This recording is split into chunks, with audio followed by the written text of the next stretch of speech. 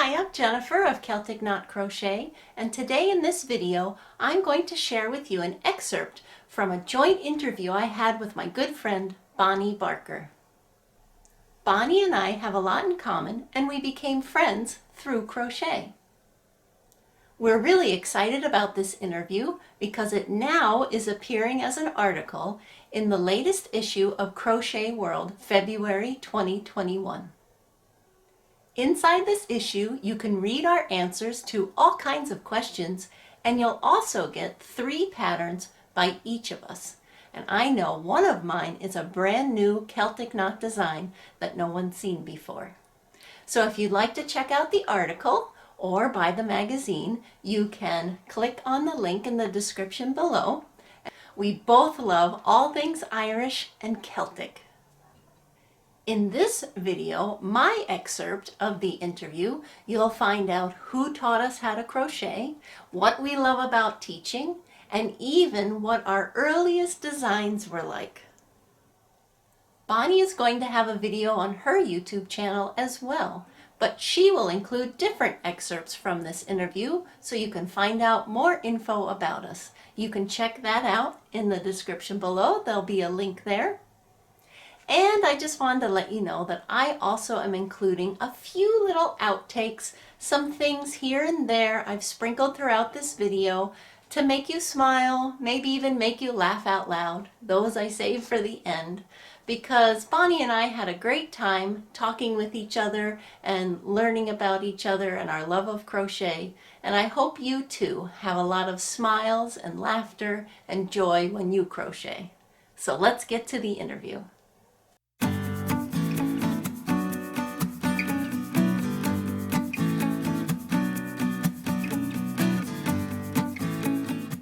Is a philosopher saying, it says, I crochet, therefore I am. I think similar. Right. And if you don't use it, you're going to love it for something else. So, or send it back. Send it to me. Donations. Donate it to me. Extra yarn, please. Okay, well, I'll go ahead and start then. Take 2. Woo! No. Hi, everybody. Yeah, okay.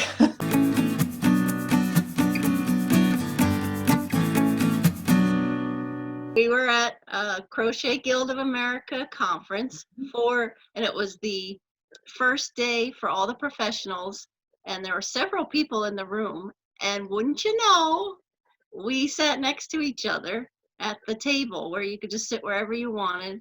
At our table of, I think, 10 or 8, you and I sat next to each other.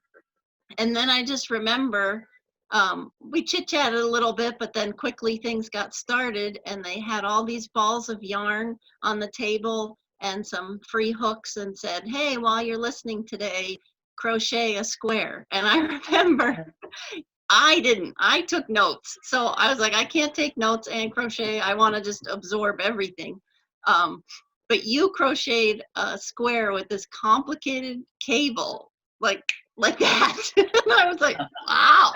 I don't even remember what I did, but. Oh yeah, I remember you were just like, okay, done. In like less than an hour, your beautiful square was done. And I thought, oh, cool.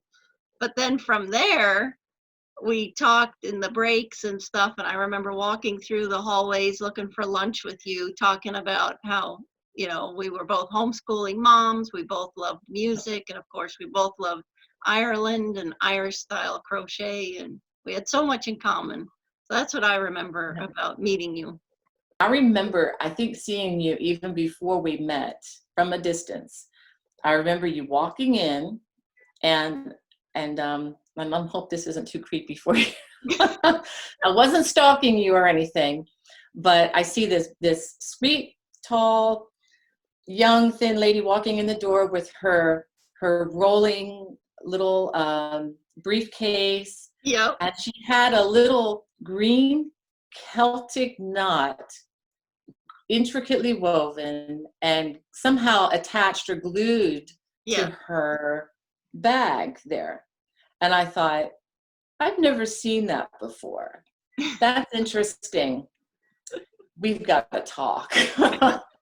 And that was just, I don't know if I purposely sat next to you or how it all happened. I don't know if I'm just saying, I don't know if I was stalking you or not, but I am really, really glad that we had a chance to talk, because normally, you know, if I see something impressive like that in what you were wearing, I normally, my first response would be to be intimidated and be a little shy to approach somebody. It's like, you know, standing in awe, you know, of something, you know what I'm saying? Yeah.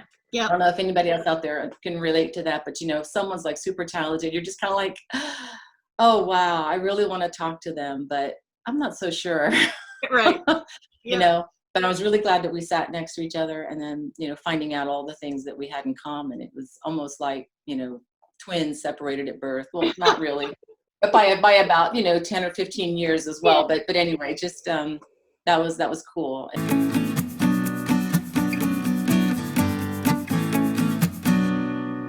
I think it's been great. I think through email,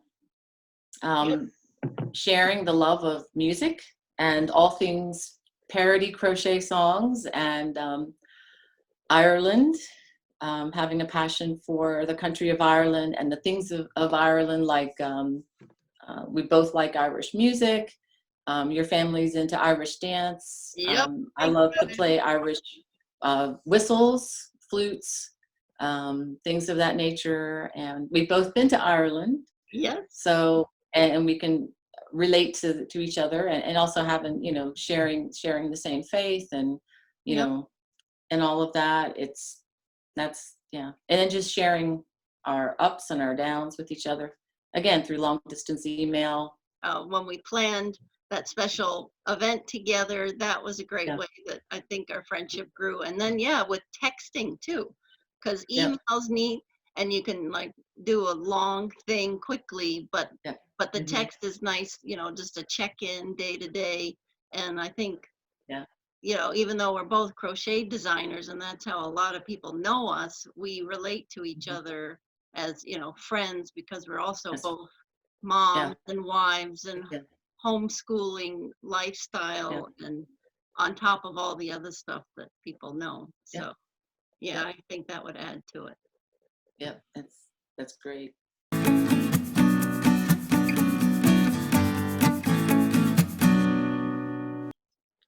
Let's see, but as far as I guess mentors, I'd have to say there were two women in my life at that point who really helped me.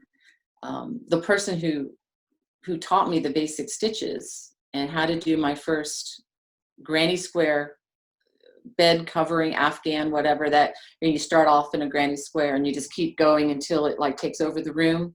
That was my first project. It took me 2 years from the time I was 7 to 9. And my neighbor, Claire Cox, I've tried getting in touch with her, but I don't even know if she's still alive. But she taught me that how to do the stitches, because I'd go over to play with her daughter, who was my neighbor.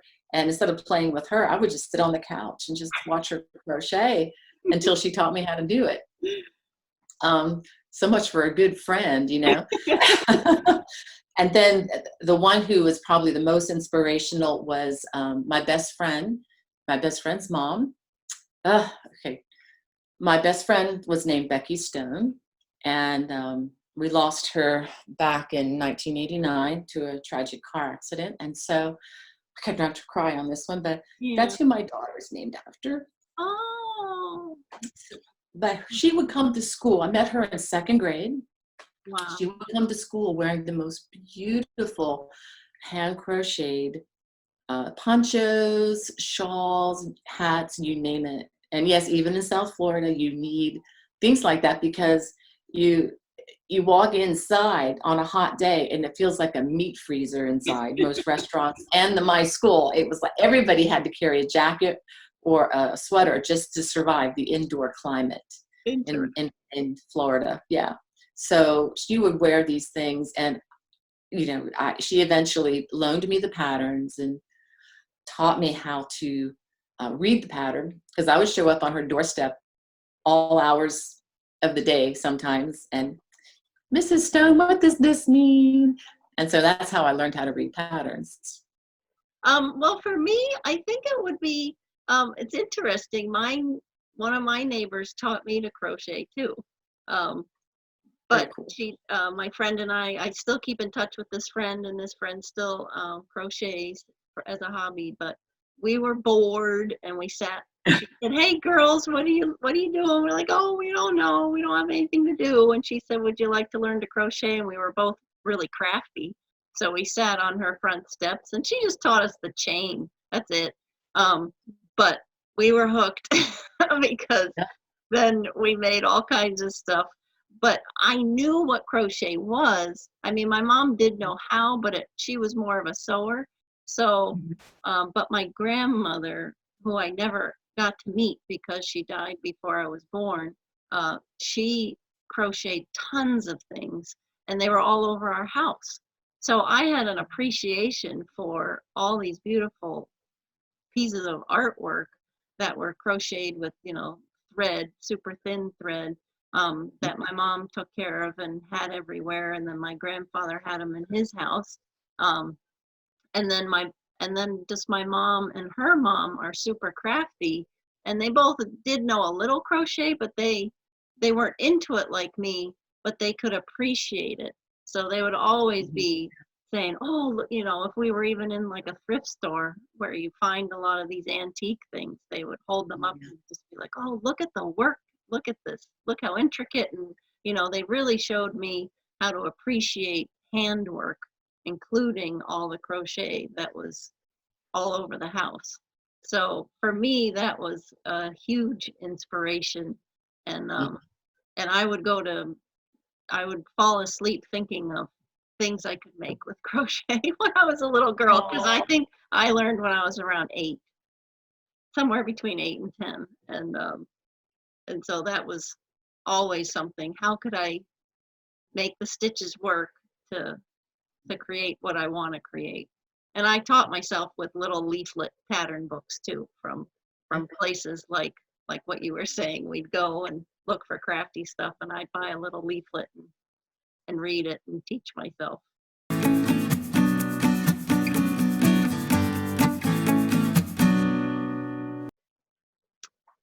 Well, I've been a teacher ever since I was a girl, but as far as crochet goes, because I teach so many other things, and so many all ages, but for crochet, um, I think watching a student get it, and just how their whole attitude, demeanor lights up when they're figuring it out, and then they get yeah. confidence, and then they're so pleased when their project is turning out like it's supposed to, and they Yeah. love it.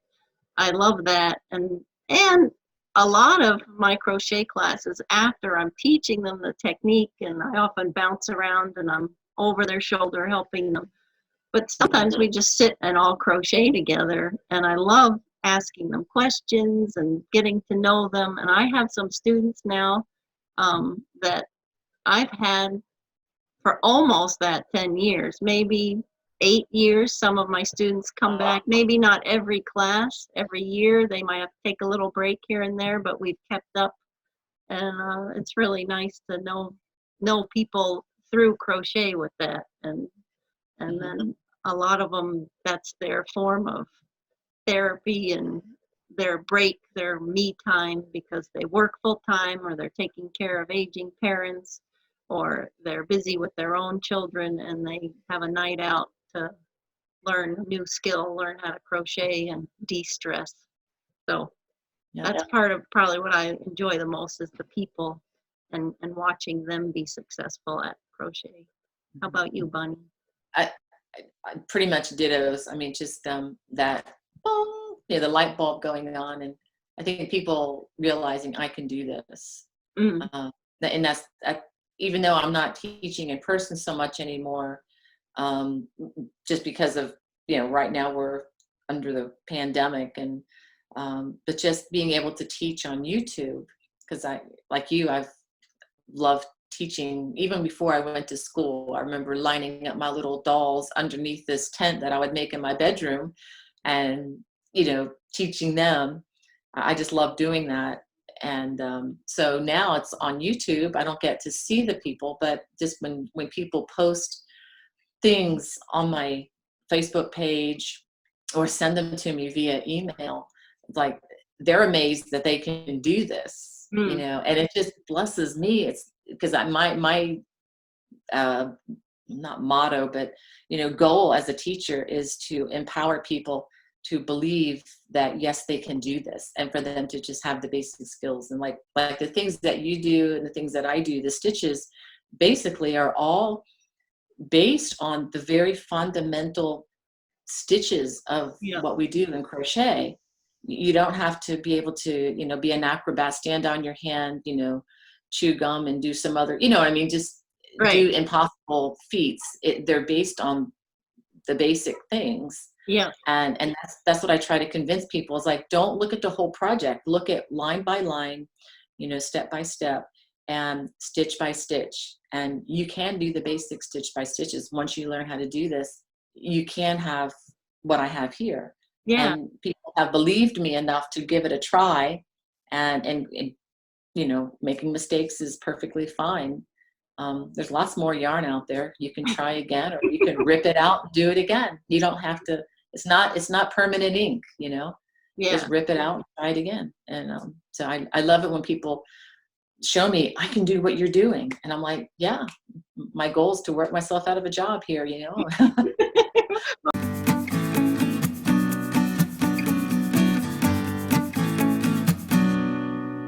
And it's fun. It's fun to wear, and it's a free billboard. You know, if people are interested in crochet, you know, you're spreading the word, you know, when you wear them.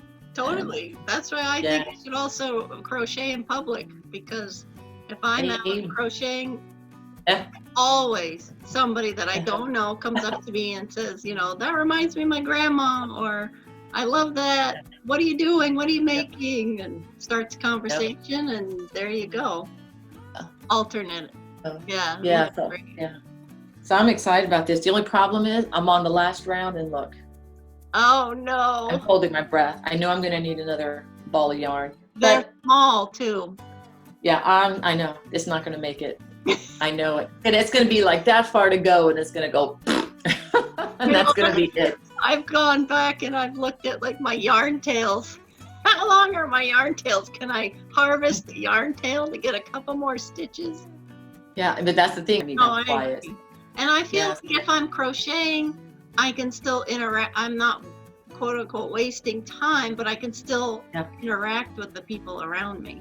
Whereas I feel if I'm on my phone, which I hardly ever do unless I'm, you know, have to contact somebody, or if you're reading, it's more you're shut off then. But I feel like crocheting, I can look around, I can smile at people, they smile at me, and then we start talking. I prefer it myself. Yeah. But we're crochet geeks. Yeah, I agreed.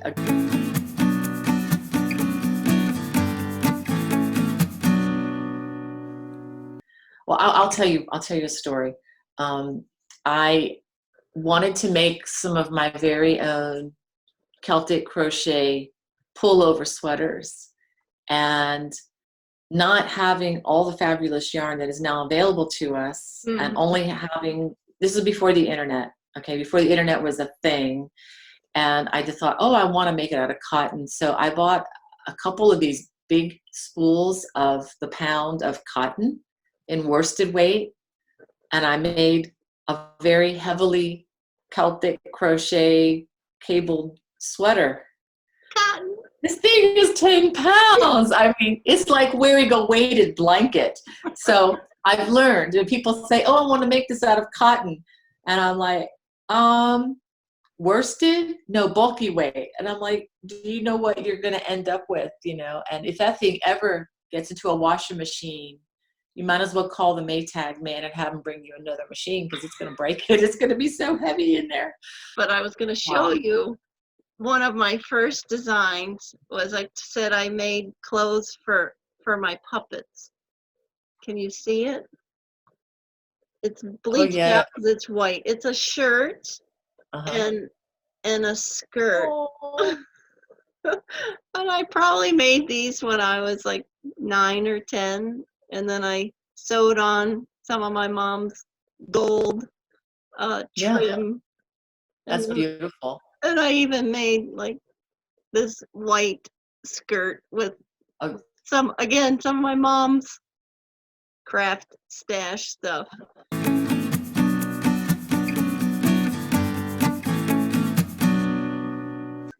short answer, knitting. Yeah, I know the knit, I know the purl, the increase, the decrease, learning how to do cables.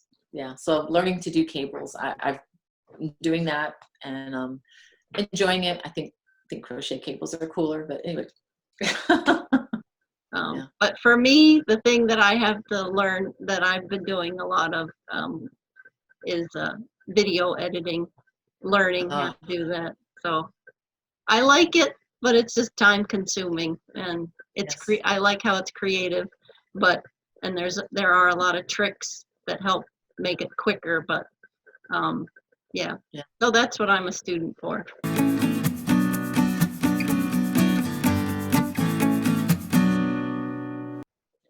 You can laugh first. Ha ha ha. Yeah, typical. Well, Typical. during the school year for me, it's wake up, um, get the house moving, get my girls doing schoolwork until lunchtime. And then in the afternoon, it's either taking them to activities or having everybody has some downtime and I can get some crocheting done or housework done or house projects. And then most evenings, if we're not out at an activity, which is right now not much at all, but there's still not a lot, then it's spending time together as a family. And sometimes I can crochet at the same time that we're doing that. Mm-hmm. And then sometimes it's in the evenings is doing some crochet work. But that's a typical school year day for me. Summers, totally different. Totally different. Every day's Okay. different Woo. and every day, but every Yeah. day feels the same. But yes, because Yeah. I'm a stay-at-home mom, work from home, there's a lot that goes on and there's a lot of Okay. juggling that we have to do here. Yes. Yeah. For me, it's an interesting season I'm in because for many years now, being a retired homeschool mom, um, it's hard to get my brain around it. But there's been care, elder care has been a big part of where my life has to kind of revolve around that to some extent, and it's been for the most part a very joyful kind of a thing to do, and it's where God has me right now, and it's been a good thing. I just have a peace that this is what I'm supposed to be doing and this is where I'm supposed to be. The only downside to it is that currently with the COVID-19 thing, and I'm geographically removed from my wonderful husband, who's about 500 miles away from me in our Maryland home.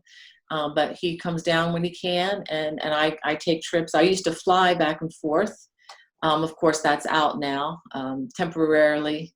But hopefully once things, get better, I'll be able to do that. But when I'm here in South Carolina, getting up pretty regularly, your usual shower and all that, and then helping my mother-in-law, get ready for her day, and having a nice breakfast together. I promise I won't go into too much detail.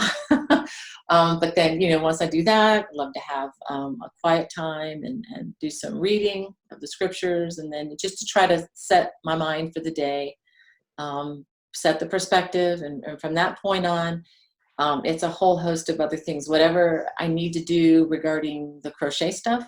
It's usually an hour or so of answering people's emails, Facebook questions, YouTube questions, and just kind of cleaning up the computer stuff and clearing the desk in a sense. And then digging into, it could be video editing, it could be recording upstairs for new projects, and then working actually, crocheting at some point during the day. But usually I save the actual fun stuff for the evening, when I'm not doing anything else, because video editing, as you know, takes hours. But I try to balance that with maybe getting outside if I can, go for a walk, or we have a stationary bike upstairs. If I can do some time on that, yeah, it's a bucket that you just can't fill. Yeah. Yeah, yeah, it's just, yeah, there's a lot, but it's a good work. It's a lot of great things, and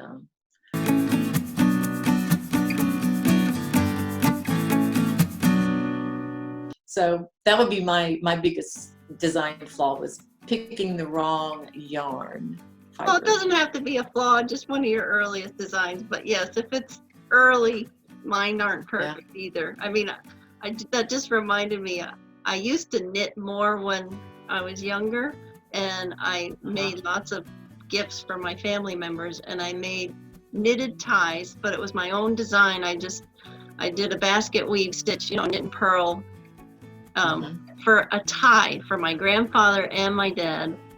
And I just went along an actual tie and just did the decreases and matched the fabric tie, so I knew it was the right length and the right width. But and I used acrylic yarn, but and they wore it. They were so nice. But really? Within a year, it turned into like a tie belt combo because it was so long that they would put the tail in their shirt, and then it would wrap around their waist. Because God bless them. They must have loved you. It kept stretching and stretching, but they still wore it, which was nice. But everybody else can run out of ideas. Yeah, I haven't run out. I'm gonna have to live at least 3 lifetimes before I get all the ideas in my current notebook completed. So I think I'm good. I think me too. Yeah, I need at least 3 lifetimes, God. Did you hear that? So I'm hoping there's crochet in heaven. Oh, I'm sure there is. We can work with that. Be creative. And no ripping out. Yeah. Exactly. Yeah. That's so neat. Yeah. I'm sorry, I'm just. No, I'm learning. Here, but... Oh, yeah. Yeah, and I think. Hold on. Yeah. I muted you. Sorry. Oh, that's okay. That was not a good move. I was trying to silence the dings coming in from email, but anyway, it is what it is. Sometimes as a mom, it would be nice to have a mute button. Oh, yeah, I'm just kind of like with the little control. Yeah. Yeah.